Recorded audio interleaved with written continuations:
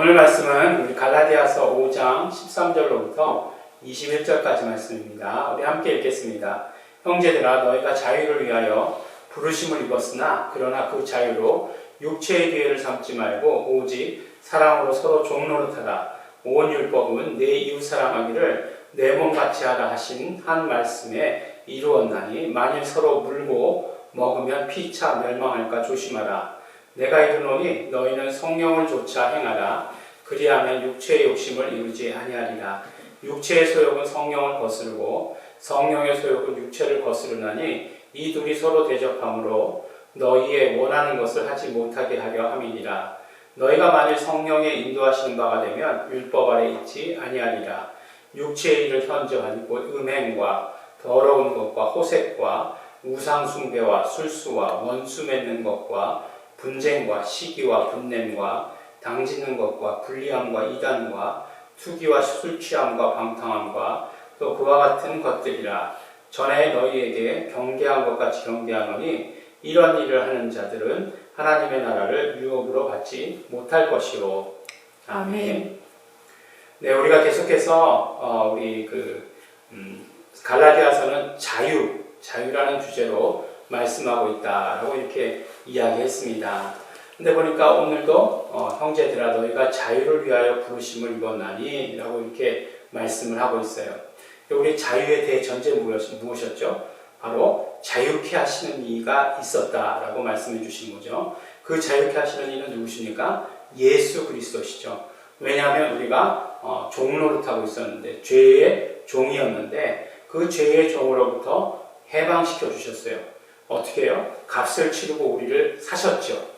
십자가에서 피 흘리심으로 말미암아 죽으심으로 말미암아 그 값을 치르시고 우리를 사셨어요. 그래서 우리를 건져내셨습니다. 그 다음은 그럼 어떻게 될까요? 우리가 자유를 얻었어요. 그렇게 자유를 얻었어요. 그렇게 자유를 얻었으면 그러면 그럼 계속 그냥 그렇게 살면 될까요? 네. 그렇죠. 그렇게 살면 되는데 그렇게 살도록 내버려 두지 않는다는 게 그게 문제죠. 우리가 이제 환자들이 오면 기도를 해요. 기도를 합니다. 기도를 하면 당연히 병을 가져다 주는 더러운 귀신들, 악한 귀신들은 쫓겨나가게 되어 있어요. 근데 이제 그러면 끝인가? 라고 생각해 볼 때 그러면 끝이 아니에요. 왜냐하면 우리는 순간을 사는 사람들이 아니기 때문에 그렇습니다. 우리는 요 순간만 산다 그러면은 그냥 그것이 끝이다 라고 이렇게 얘기할 수 있겠지만 우리는 계속 움직이는 거예요. 우리는 계속해서 그 시간의 흐름 속에서 살아가고 있어요. 그러니까 그거를 어떤 그 차단을 가지고 그 순간을 가지고 끝이다, 다 됐다라고 이렇게 얘기할 수 없는 거예요. 그럼 어떻게 해야 되느냐? 그 다음에 어떻게 해야 되는 게 중요하죠. 조금 전에 말씀드렸던 거나 지금 말씀드렸던 거나 답은 하나예요. 무엇이냐 하면 그 다음부터는 성령님의 인도하심을 따라 사는 거예요. 그러니까 예수 그리스도께서 우리에게 자유를 주셨어요. 그러면 그 자유를 우리가 이 땅의 삶에서 그리고 영원까지 계속해서 유지하면서 살도록 하시는 분은 누구시냐? 성령님이시라는 거예요. 그러니까 성령님을 따라 살아야지 괜히 오늘 말씀과 같이 육체의 소욕을 따라서 사는 것은 자유가 아니다. 그것이 자유로 인도하거나 하는 것이 아니라 그것은 방임하는 것, 방종하는 것이다 라고 이렇게 말씀을 나누는 것입니다. 지난주에 말씀 가운데 나눴죠. 이스라엘 백성들에게 율법을 주신 것은 자유케 하시는 법이었어요. 예, 율법으로 말미암아 그 자유한 자들에게 주신 법이었어요. 자유를 얻은 자들에게 주신 법이었어요. 근데 그들이 어떻게 됐죠? 곧바로 금송아지 만들고 춤추고 놀고 그랬어요. 술 마시고 그랬어요. 예, 다시 이집트로 돌아가자는 거잖아요. 그 이집트의 상태는 무슨 상태였어요? 종의 상태였어요. 예, 마찬가지로 우리가 자유 얻었다라고 하는 것은 이제 어떤 우리가 육체의 상태를 넘어버린 거예요. 그런데 육체로만 사는 것을 넘었는데 여전히 육체로만 산다라고 한다면 그거는 자유가 아니다. 그거는 방임이다 라고 얘기하는 거예요. 그러면 육체를 넘어선 상태로 살아가는 건 어떻게 살아가야 되느냐? 성령님의 인도하심을 받아야 된다라고 이렇게 얘기합니다. 아멘. 그래서 우리가 이 예수 믿을 때에 성령님에 대해서 알고 그 다음에 실제로 우리 성령님과 교제하고 성령님의 인도를 받아서 사는 삶은 너무너무나 중요합니다. 실제로 성령님께서 우리에게 자유를 주시는 것이에요. 그래서 우리가 병이 치료되면 성령으로 언제나 우리가 충만해야 돼요. 그래야 그런 우리를 구속하려고 하는 것들. 우리가 아시잖아요. 솔직히 말해서 여기 손끝 하나만 비워도 굉장히 우리가 자유를 잃어버려요. 더군다나 만약에 다리에 기부스를 하나 한다. 그러면 굉장히 우리가 자유롭지 못하고 부자연스러워요.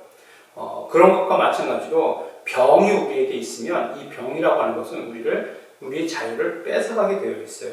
근데 그런 모든 것들을 어떻게 해야 된다고요? 성령님의 인도하심으로 말미암아, 성령 충만함으로 말미암아 더 이상 우리에게 짓지 못하도록, 우리를 집으로 삼지 못하도록 해야 되는 것, 결국 우리의 책임이에요. 그러니까 그냥 물론 크리스찬들이 흙탕물이 튈 수 있어요, 살다가. 그런 것은 어쩔 수 없는 것이지만, 스스로가 방임하고, 스스로가 나태하고, 그래서 어떤 여지를 주는 것, 그거 굉장히 안 되는 것입니다. 그렇게 하면 안 되죠. 그래서 매일매일 안 된다고 잔소리하라고 이제 목사가 있는 거예요. 목사가 맨날 그렇게 잔소리하는 역할을 할 수밖에 없는 거죠. 부모의 역할이 자녀들에게 결혼해서까지도 요새는 그렇더라고요. 잔소리할 수밖에 없는 그런 입장이듯이 그런 거죠. 계속해서 하여간 성령님으로 살아야 된다. 그리고 이제 완전히 성인이 되어서 성령님과 온전히 교제하면서 자유를 누리면서 사는 자가 되어야 되는 거죠. 그것이 우리의 이 땅의 삶이에요. 그래서 육체의 소욕은 성령을 거스르게 되어 있어요.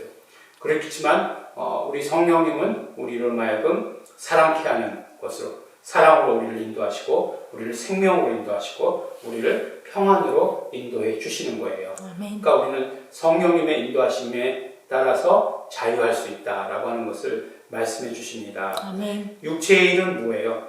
오늘 19절서부터 21절까지 쭉 읽었죠. 몇 가지인지 모르겠어요.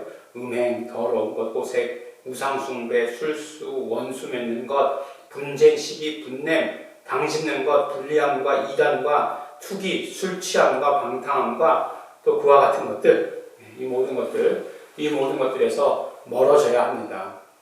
이게 자꾸 율법이냐, 율법적으로 이렇게 얘기하는 거냐라고 얘기할 수 있지만, 아니, 그 높은 단계에 있는 사람들은 이 모든 것들을 다 거부할 수 있어야 돼요. 그리고 이런 것들이 주는 즐거움 같은 것들, 육체의 일들이 주는 즐거움을 더 큰 것으로, 영적인 즐거움으로 이렇게 그것들을 만족할 수 있어야 되는 거예요.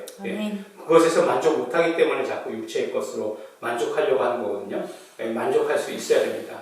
어떻게 해요? 오직 성령님의 인도하심 받을 때, 성령님과 교제하고 성령님의 일들을 경험하고 내가 성령님의 일에 동참할 때라고 하는 것을 오늘 우리에게 말씀해 주십니다. 아멘. 우리에게 자유를 주셨고 우리의 자유한 그 삶을 계속해서 이어나가게 하시는 분 누구시라고요? 성령님이십니다. 아멘. 성령님을 의지하시는 우리 성도 여러분 되시기를 예수 이름으로 축원합니다. 아멘. 기도하겠습니다. 하나님 아버지 감사합니다. 이 시간 우리에게 예수 그리스도 사역을 통해서 자유를 허락하여 주시옵시고 성령님께서 우리를 언제나 자유로 인도하여 주시는 것 너무나 감사하고 고맙습니다. 아멘. 하나님 아버지 언제나 우리가 자유하기를 소원합니다. 성령님이시여 함께하여 주시옵시고 인도해 주시옵소서. 감사드립니다. 예수님 이름으로 기도드렸습니다. 아멘. 그러므로 우리가 언제나 성령 충만하고 성령님의 인도하심 따라서 순종하면서 성령님의 일을 하기를 소원합니다. 성령님이시여 언제나 충만하여 주시옵소서. 성령님 사모합니다. 성령님 사랑합니다. 우리 함께 고백하시면서 기도하시겠습니다.